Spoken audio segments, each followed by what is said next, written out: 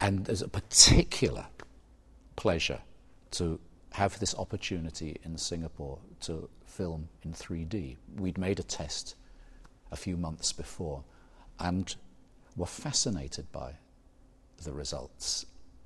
Because it's interesting, I think everyone in the orchestra had gone to see Avatar and loved the possibilities while being sometimes confused and disoriented by what 3D does.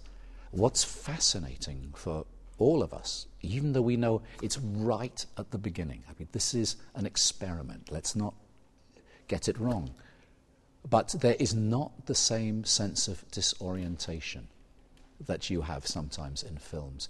You listen in a different way because you see in a different way.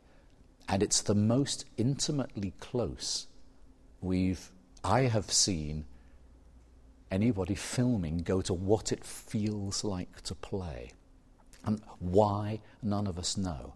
And of course there are the moments where the instruments pop out at you. But the most important thing is that you really do feel in the middle of the sound, and therefore you hear the sound in another way. That's what really fascinates me.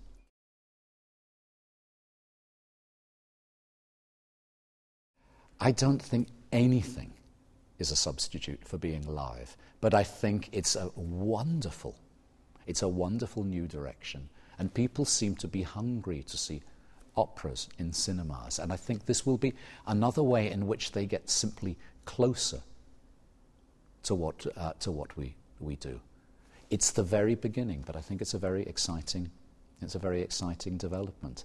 And it was kind of ironic we should be in Singapore, which is a city which has kind of so recently developed and changed. It's basically invented itself. Yeah. It was pure chance that there was the time there and the opportunity to do it. But there's a nice kind of irony that it was in that city.